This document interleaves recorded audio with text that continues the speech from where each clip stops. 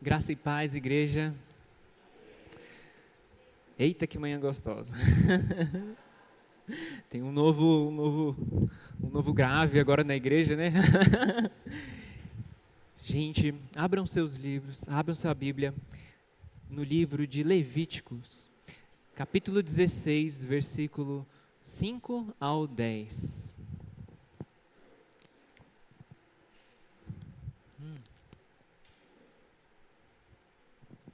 Amém? Levíticos 16, 5 ao 10, depois de Gênesis, depois de Êxodo.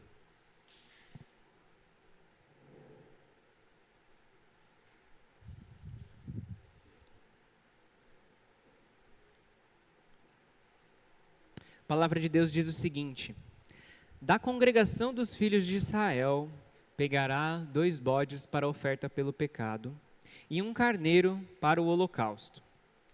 Arão trará o novilho da sua oferta pelo pecado, e fará expiação por si e pela sua casa. Também pegará os 2 bodes, e os porá diante do Senhor, à porta da tenda do encontro. Lançará sortes sobre os 2 bodes, uma sorte para o Senhor e outra para o bode emissário. Arão fará chegar o bode sobre o qual cair a sorte para o Senhor, e o oferecerá por oferta pelo pecado. Mas o bode sobre o qual cair a sorte para o bode emissário será apresentado vivo diante do Senhor, para fazer expiação por meio dele e enviá-lo ao deserto como bode emissário. Essa é a palavra do Senhor. Vamos orar? Senhor, nessa manhã, queremos com esta canção trazer louvores, engrandecer o Teu nome, Pai. Queremos, Deus, que a Tua palavra, Senhor, fale aos nossos corações. Deus, abra as nossas vidas. Venha como realmente essa unção do Espírito Santo sobre as nossas vidas, nos capacitando, abrindo a nossa mente, nos fazendo entender mais de Ti, Jesus, nesta manhã. Nós te agradecemos, Deus, em nome de Jesus.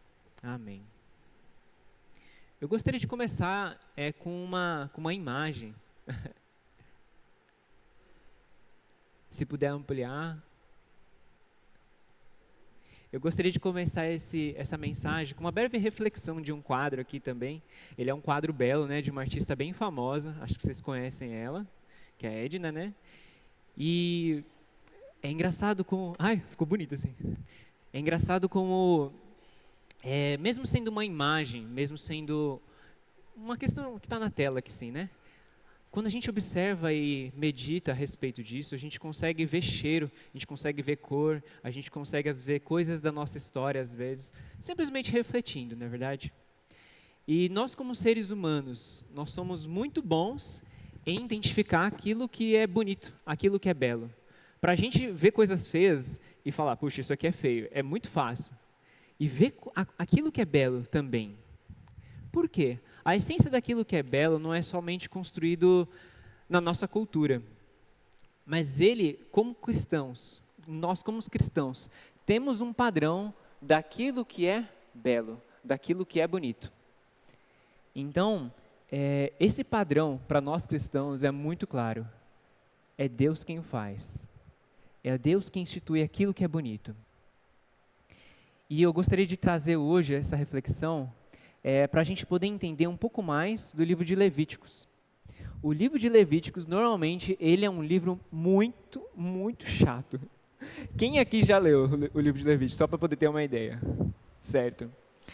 Normalmente, a gente está naquela campanha de leitura, a gente quer começar por Gênesis, fica empolgadão, aí depois vai para Êxodo, e no final de Êxodo a gente começa a caminhar mais devagar, não é verdade? Que começa aquela orientação de como montar o tabernáculo, de como entender um pouco mais a respeito do que Deus quer para eles. E aí chega Levítico, um monte de lei, gente, para quem não leu, são várias leis, vários preceitos que Deus traz para o seu povo, e que para a gente fica sem conseguir entender um pouco. Por exemplo, Deus fala para que os sacerdotes, eles não poderiam, e especialmente o povo também, eles não poderiam usar tecidos, por exemplo, com 2 tipos de tecidos. Se você montasse uma roupa, você não poderia fazer com 2 tipos de tecido. Para a nossa cultura, a gente fala, eu não estou entendendo nada. Mas, é aí que eu gostaria de trazer. livro de Levíticos, ele é um livro belo, assim como esse quadro. Ele tem uma linguagem própria para a gente poder entender.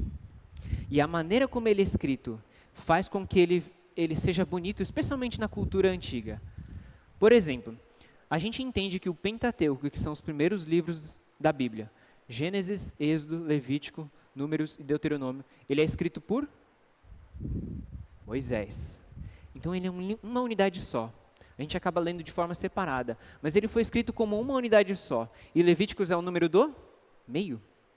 Levíticos conecta a primeira parte com a outra parte. E não só isso. E a maneira como ele é escrito, ele é pensado para entender como um todo. Então, se a gente está lendo esse livro, é para a gente correlacionar com aquilo que tem em Deuteronômios, assim como aquilo que tem em Gênesis. Quando a gente vê o livro, ele é dividido em 7 partes. Só que as 7 partes, elas são divididas chegando para o centro. Então, os finais e o começo do livro se tratam dos rituais, especificamente sobre os rituais de sacrifício. Depois, um pouco mais para o meio, vem sobre as leis que estavam debaixo dos sacerdotes que eles precisavam ter, dos levitas. Depois vem a respeito das leis de pureza. E depois, o centro de tudo é o que a gente leu nesse capítulo. É o capítulo 16 e 17, que se trata sobre o dia da expiação. Então, existe uma maneira didática de se compreender esse livro. Existe uma maneira da gente poder entender. E eu vou fazer através de um comentário de um pastor chamado J. Sklar, que ele fala o seguinte, que ele é um grande especialista do livro de Levíticos. Ele fala, a lei ela é uma janela do coração daquele que a criou. Quando a gente olha, por exemplo, para a nossa sociedade, se a gente tem, por exemplo, a lei seca, que proíbe dirigir com um certo nível de álcool no sangue, né, que foi pelo bafômetro, a gente tem como prioridade o quê? A defesa da vida, certo? Então, se há na lei de Deus uma lei a respeito da agricultura deles, uma lei que, por exemplo, quando ele plantar e tiver o seu campo, Deus fala, não colha de tudo isso, mas deixe uma parte para que o estrangeiro, os órfãos, as viúvas possam colher daquilo, aqueles que não têm. Ou uma outra parte que diz o seguinte, quando você for fazer uma oferta para purificação após o parto, você pode não, se você não tiver condições econômicas de ofertar um bode para sacrifício, você pode levar o quê? 2 rolinhas ou 2 pombinhos. Quem que fez isso? José, os pais de Jesus. Depois que Maria, ela foi se apresentar ao templo de Jerusalém, ela foi oferecer o quê? Pombinhos, rolinhas, porque elas não tinham condição socioeconômica para poder oferecer uma coisa melhor. E Deus, atrás dessa lei, o que ele está falando? Eu me importo com aqueles que são excluídos. Então a lei mostra um pouco do coração daquele que a criou. Então se Levíticos é um livro de lei, a gente vai entender um pouco mais do caráter de Deus. Para isso eu vou dividir aqui em 3 pontos da gente poder entender. O primeiro ponto é, Deus é santo. O segundo ponto, Deus, ele quer se reconciliar. Terceiro ponto, Deus perdoa. A gente entende aqui que o caráter de Deus não diz somente aquilo que é atributo em adjetivo, mas naquilo que ele faz, no verbo, naquilo que ele age. Tá certo? Primeiro ponto, Deus é santo. Para aqueles que nunca leram esse livro, após a saída do povo do Egito, não sei se você, acho que muitos aqui devem lembrar das 10 pragas, daquilo que Deus faz com que o faraó que eles fiquem lá, até que ele solte todas as 10, e na última é a praga a respeito da morte dos primogênitos. E depois que eles saem, os egípcios vão atrás do povo de Deus, e aí tem aquele episódio muito famoso em escola bíblica que a gente sempre passa, que é quando Moisés abre o Mar Vermelho. Então, no começo dessa caminhada, em que os israelitas vão começar a peregrinar no deserto por 400 anos, Levítico aparece como uma maneira de responder o que Deus estava querendo fazer diante do povo. Perceba só, no último capítulo de Êxodo, o livro anterior, o que está escrito? Então a nuvem cobriu a tenda do encontro, e a glória do Senhor encheu o tabernáculo. Agora vem, Moisés não podia entrar na tenda do encontro, porque a nuvem permanecia sobre ela, e a glória do Senhor encheu o tabernáculo. Agora a gente passa por Levítico e vai para Números.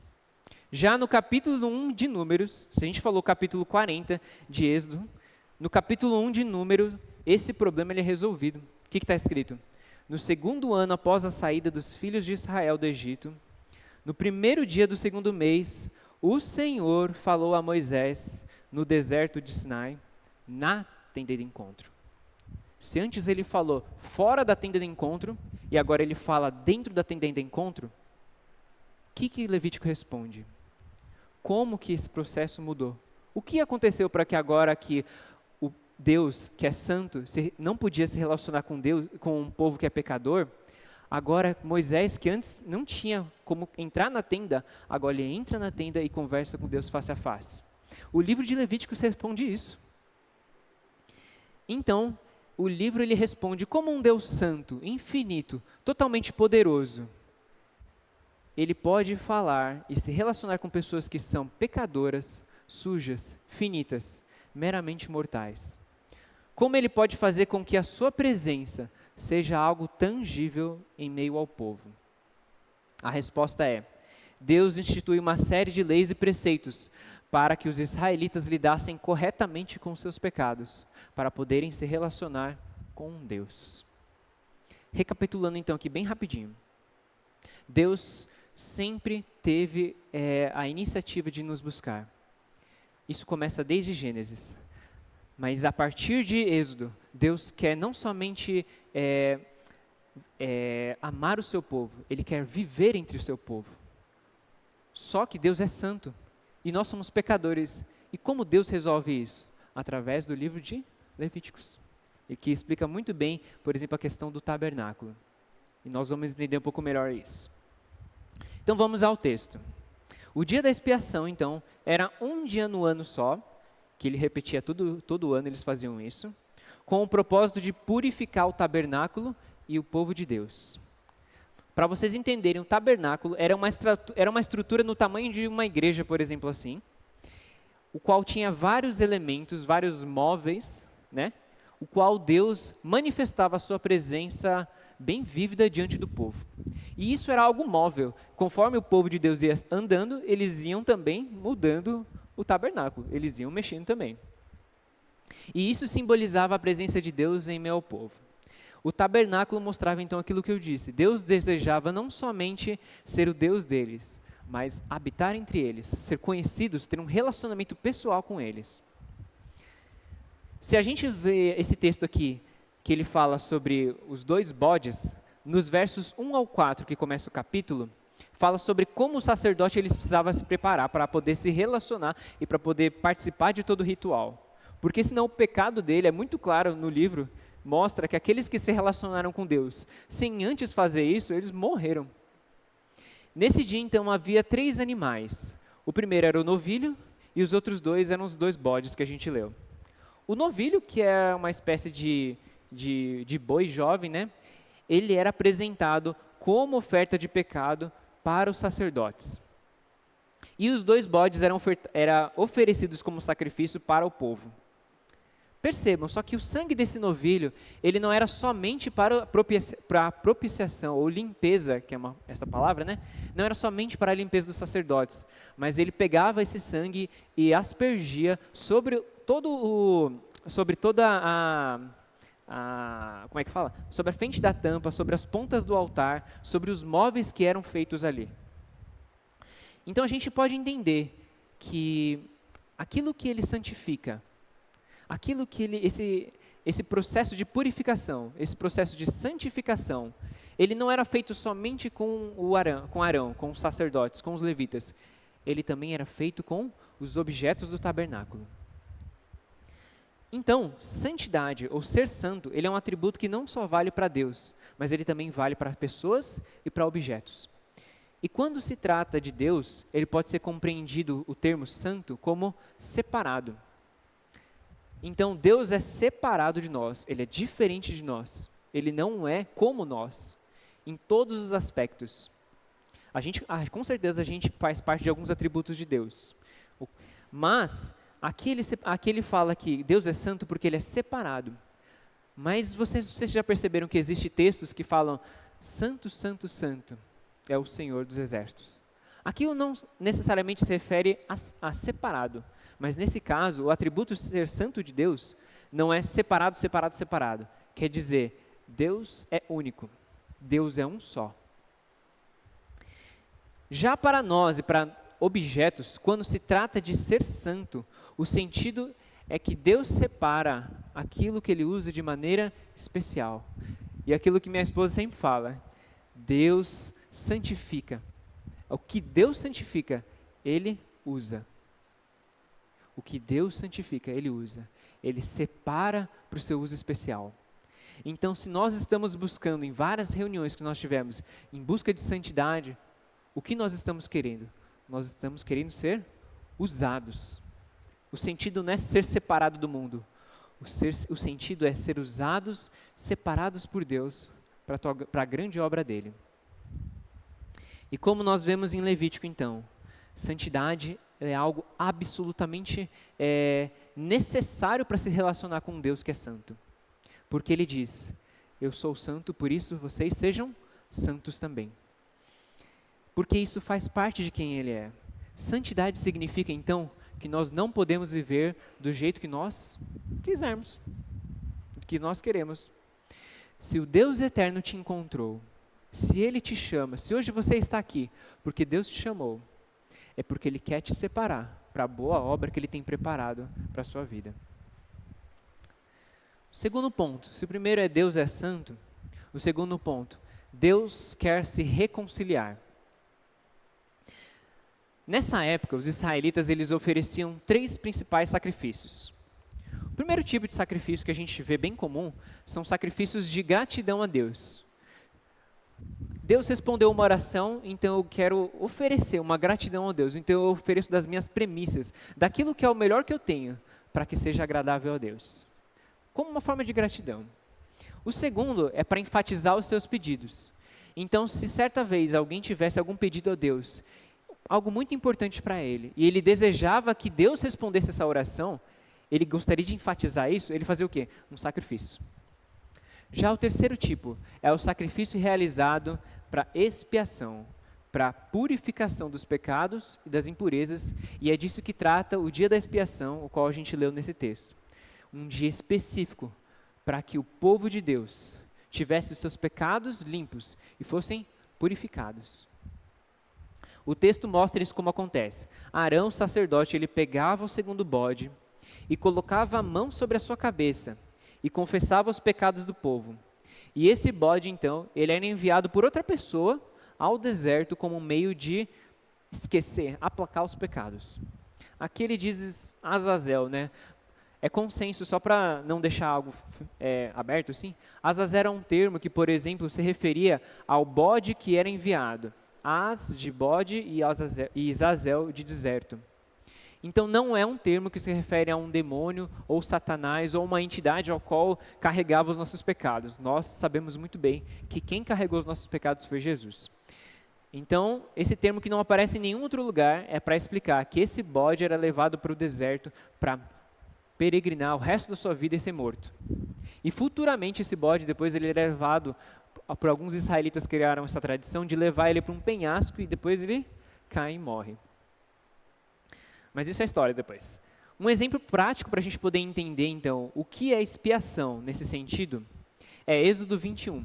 Êxodo 21, 28 a 30, tem uma lei que fala o seguinte: se um homem não mantiver o seu boi preso de forma adequada, ele tem um boi, e ele não prende ele, e esse boi chega sem querer matar uma pessoa, essa pessoa que foi injustiçada, ela pode pedir a morte dessa pessoa que deixou o seu boi preso de maneira inadequada.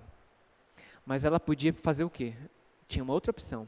Essa pessoa que foi injustiçada, parente dele que foi morto, podia pedir um resgate.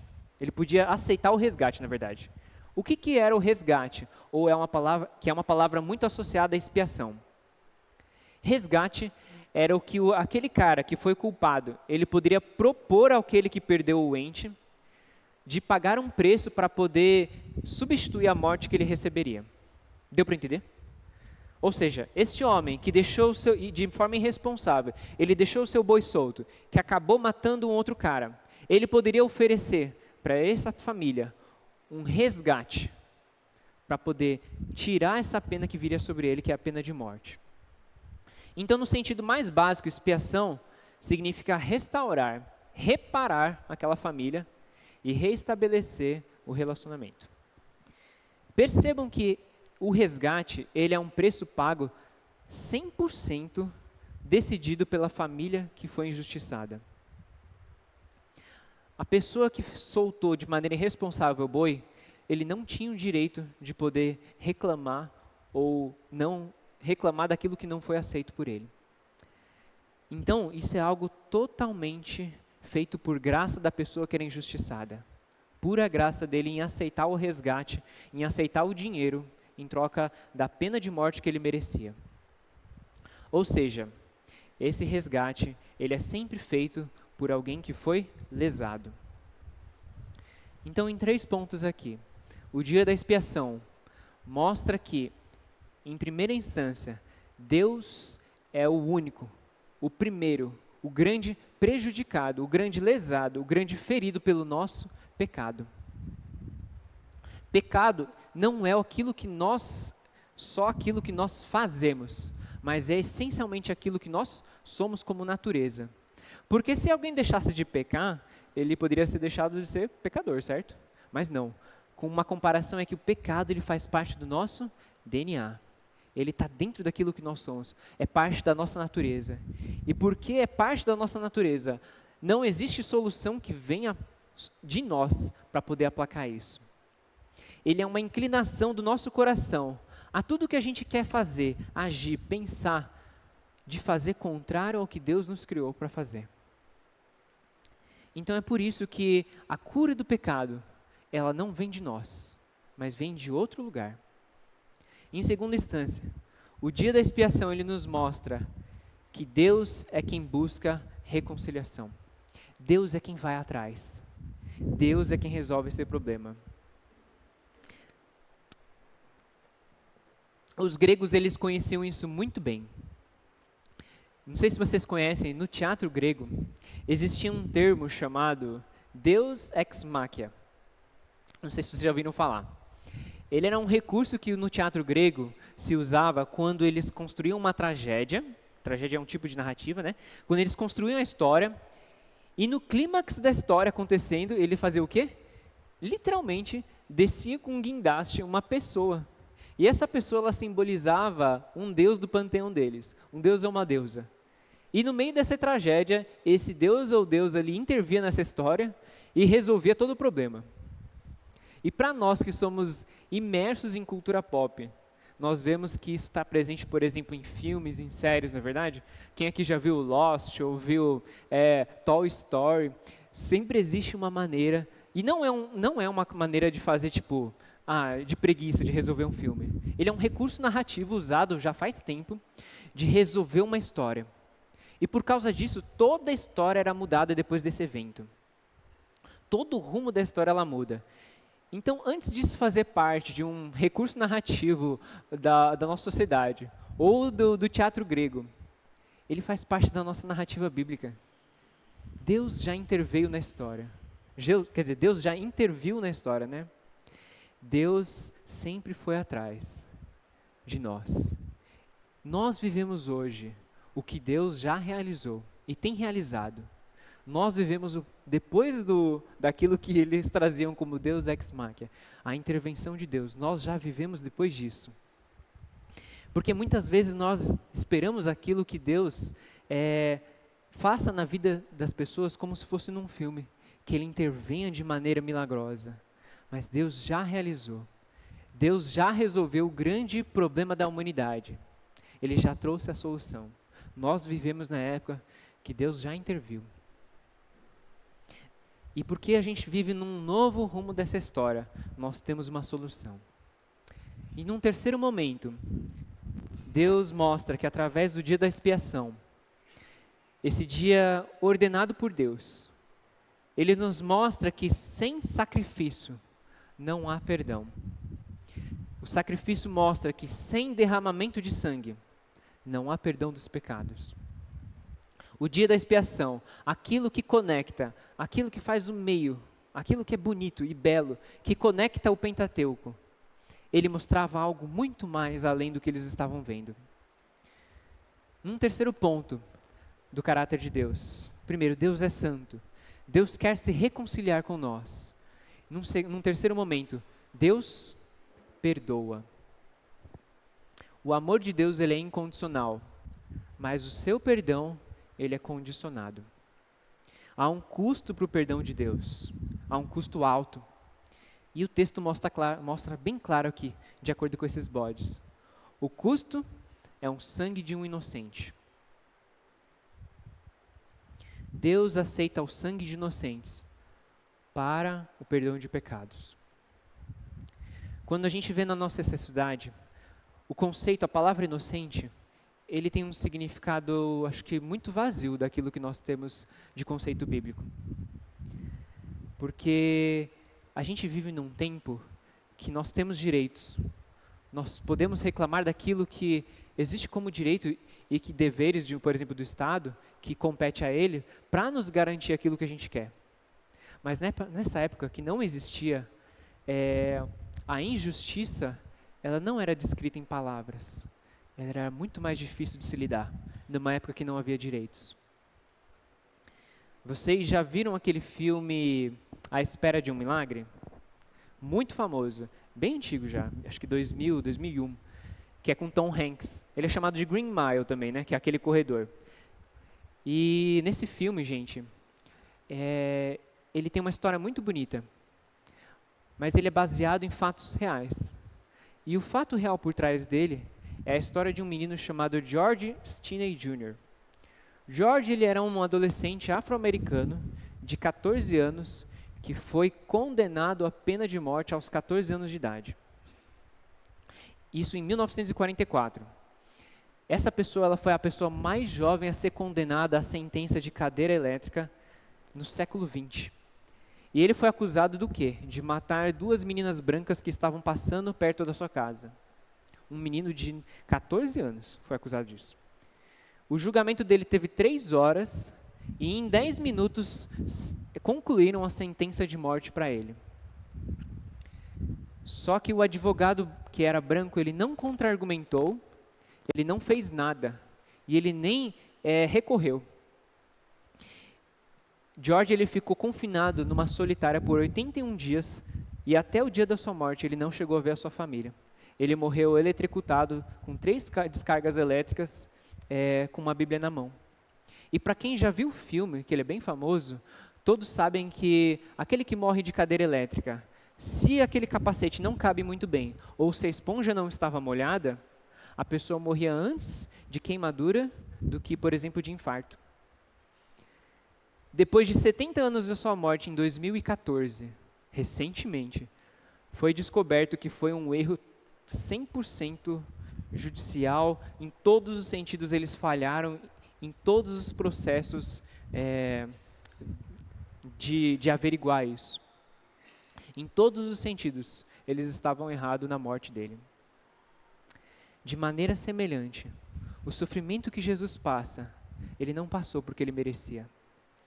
Ele passou por causa dos nossos pecados, pelaquilo que fizemos, fazemos hoje e ainda faremos. Jesus, ele é o Cordeiro perfeito. Ele é o Cordeiro inocente. Percebam que Jesus, antes de morrer, ele não precisou fazer expiação pelos seus pecados, porque ele não tinha pecados. Jesus é o verdadeiro Cordeiro de Deus, que tira o pecado do mundo. Os israelitas esperavam e aguardavam um grande dia que nós já vivemos. Nós já vivemos a grande intervenção de Deus na história. O dia que o Cordeiro perfeito, o sangue perfeito, iria aplacar o pecado do mundo. E essa é a grande solução da humanidade. De uma vez por todas, ele se tornou o verdadeiro sacrifício. Concluindo aqui, o livro de Levíticos ele aponta para algo muito maior, muito mais grandioso, muito mais incrível em se pensar. Um professor de Antigo Testamento do Tim Keller, certa vez disse o seguinte, é muito interessante isso que ele disse. Pensem no que diria um israelita a caminho de Israel. Isso tudo que a gente está falando em Levíticos, nessa época. Isto é, a caminho de Canaã. Depois dele ter saído do Mar Vermelho, eis o que um israelita diria se alguém lhe perguntasse: quem é você? Ele diria o seguinte: eu estava numa terra estrangeira sob a sentença de morte, na escravidão, mas abriguei-me sob o sangue do Cordeiro. E o meu mediador, o nosso mediador, deixou-nos sair e nós atravessamos o mar. E agora estamos a caminho da terra prometida. Mas ainda não chegamos lá. Mas ele nos deu a lei dele para fazer de nós uma comunidade. E ele também deu o tabernáculo para que a gente pudesse viver pela graça e pelo perdão. E a sua presença está no meio de nós e vai ficar conosco até chegarmos em casa. É exatamente isso que um cristão diz, quase palavra por palavra. Meu querido irmão, eu quero que você saiba hoje que mesmo diante daquilo que você tem vivido, daquilo tudo que você já tem de seu passado, das suas dores e angústias, Jesus já o livrou da sua sentença de morte. Ele já te tirou da escravidão. O preço do seu resgate já foi pago. Ele foi pago numa cruz, através de um sangue de um inocente. Hoje nós estamos a caminho, em passos largos, pelo que eu tenho visto, de uma terra prometida, não é verdade? A passos largos, porque o tempo tem passado rápido, não é verdade? Hoje é tempo de você aceitar Jesus no seu coração. Estamos a caminho do nosso lar, da nossa verdadeira terra prometida. Aquilo que os israelitas tanto esperavam, que eles chegaram também. Eles esperavam algo muito maior que nós podemos já desfrutar hoje. Estamos a caminho da nossa terra prometida. Então, hoje eu não vou dizer para você, persevere, se esforce, use suas próprias forças. Não vou falar isso. Eu vou falar, abrigue-se no sangue do Cordeiro. Abrigue-se no sangue de Jesus Cristo. Ele é capaz de fazer você perseverar. A gente não tem força para isso não. A gente não é capaz de lidar com os problemas desse mundo. Aquele que vive no mundo, ele vive sem esperança. Por isso nós somos santificados para sermos resposta a essas pessoas. Por isso, abrigue-se no sangue do Cordeiro de Jesus Cristo. Ele é o verdadeiro sacrifício para as nossas vidas, que nos traz vida plena. Então, não é que a gente não precisa se esforçar, a gente precisa confiar naquele que é o nosso mediador, aquele que já chegou. Perceba que em nenhum momento eu falei sobre nós, e o israelita também em nenhum momento ele viveu aquilo que ele podia fazer. Ele confiou no seu mediador. Amém? Vamos orar? Senhor, nesta manhã, queremos nos abrigar no Teu sangue, Pai. Queremos confiar, nós somos fracos. Nós não conseguimos pelas nossas forças caminhar. Mesmo nas nossas mais simples dificuldades, nós necessitamos de Ti. Por isso, Jesus, queremos confiar no sangue derramado pelas nossas vidas, que nos santifica e que nos faz perseverar. Nesta manhã, Deus, declaramos que o Senhor é suficiente para nos fazer perseverar até a terra prometida. Nós aguardamos ansiosamente, Senhor. Tão profundamente nós necessitamos de um descanso, Senhor. Nós queremos esse descanso e até lá queremos perseverar no Senhor. Por isso, Jesus, venha com Teu sangue nos limpar, nos construir como uma comunidade cada vez mais cheias do Senhor. Nós lhe pedimos confiantes em Ti, que o Senhor há de responder e solucionar todos os nossos problemas da nossa vida. No poderoso nome de Jesus. Amém.